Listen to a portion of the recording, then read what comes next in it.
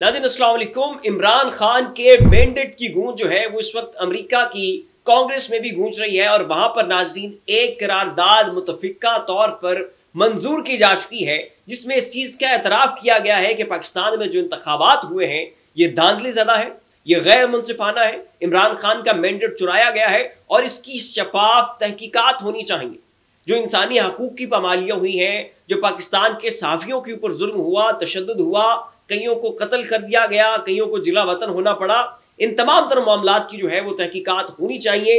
ये वो मुतालबा है जो नाज़रीन अमेरिका की कांग्रेस में किया गया है और वहाँ पर यह करारदाद मुतफिका तौर पर मंजूर कर ली है। और नाज़रीन आप यहाँ पर फिगर सुनकर हैरान होंगे कि अमरीकी पार्लियामेंट, अमरीकी कांग्रेस के 85% रहनुमा, 85% आप कह लें कि जो उनके पार्लियामेंटेरियंस हैं उन्होंने इस करारदाद को मंजूर किया है और कहा है कि हर सूरत जो है इसकी तहकीकात होनी चाहिए और हकायक जो है वो मंजर आम के ऊपर लाए जाने चाहिए। और इस चीज़ के ऊपर भी इत्तफाक किया गया है कि पाकिस्तान के जो इंतखाबात हुए हैं ये धांधली ज़दा थे और गैर मुनसिफाना थे। अमरीकी कांग्रेस ने पाकिस्तान के हालिया इंतखाबात को आज़ादाना और मुनसिफाना तस्लीम करने से इनकार कर दिया है। अमरीकी कांग्रेस ने पाकिस्तान के हालिया इंतखाबात की मुकम्मल और आज़ादाना तहकीकात के मुतालबे पर मुश्तमिल करारदाद 7 के मुकाबले में 368 वोटों की अक्सरियत से मंजूर कर दिया। इतनी भारी और बड़ी अक्सरियत नाज़रीन। अमरीकी कांग्रेस के 85% अरकान पाकिस्तान के इलेक्शंस को धांधली ज़दा समझते हैं और चाहते हैं कि शफाफ तहकीकात हों और हकायक सामने है। जिसका मैंडेट है उसी को देकर इक़्तिदार में लाया जाए, ये नाज़रीन कहना था अमरीकी कांग्रेस का। वहां पर इस करारदाद को जो है मुतफिका तौर पर मंजूर किया जा चुका है। इससे पहले भी आपको याद होगा कि अमरीकी वजारत खारजा के जो तर्जुमान थे नेड प्राइस, उनसे कई मरतबा वहां पर सहाफ़ियों ने सवाल किया कि पाकिस्तान के जो इंतखाबात हुए हैं ये धांधली ज़दा है।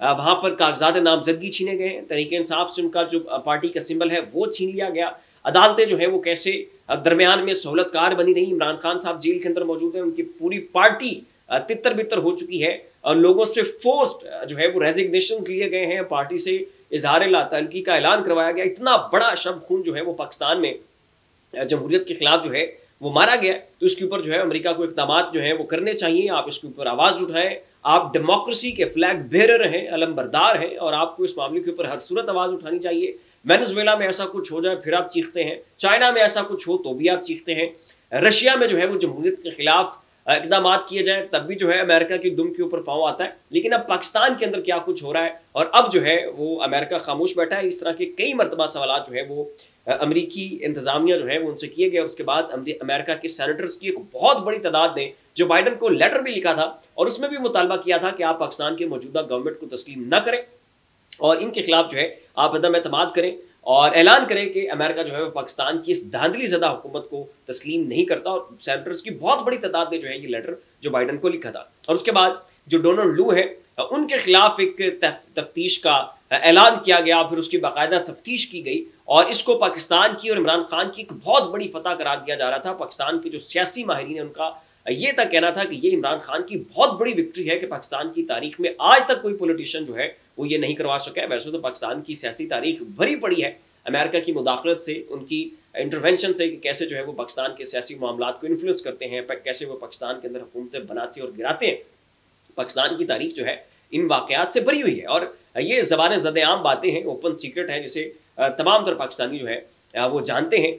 तो ये तक पाकिस्तानी जो सियासी माहिरीन है उनका ये कहना था कि भुट्टो को भी ये एजाज़ हासिल नहीं है। भुट्टो भी अपने दौर में इतनी बड़ी तहकीकात जो है वो करवाने में कामयाब नहीं हुआ कि उनके डोनाल्ड लू जैसे शख्स को जो है जो इतना बड़ा अहदेदार है उसको वहाँ पर सामने पेश किया गया और उसकी तफ्तीश की गई कि हाँ जी आपने इमरान खान साहब को जो है वो धमकियाँ क्यों दी और इस तरह के जो है आपने बातें क्यों की। तो खैर अब जो है ये एक और बहुत बड़ी फतह जो है वो इमरान खान को नसीब हुई और ज़ाहिर है इसके बहुत बुरी तरह की इम्पैक्ट जो है वो पाकिस्तान की सियासत के ऊपर होंगे।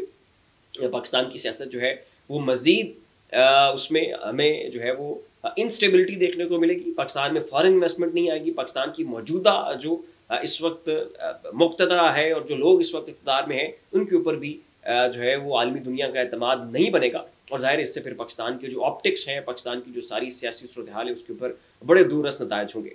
अब नाज़रीन आ जाते हैं अगली खबर के ऊपर, और अगली खबर यह है कि फैसल वाडा साहब ने जो लाहौर हाई कोर्ट और सुप्रीम कोर्ट के जो जजेस हैं उनके खिलाफ प्रेस कॉन्फ्रेंस की थी और कहा था कि जी इनकी जजेस की पगड़ियां बनाकर उछालेंगे, इनको जो है इनकी जो पगड़ियां हैं उनके डबल जो है ना वो और जोर और शिद्दत से जो है इनके खिलाफ हम कार्रवाई करेंगे।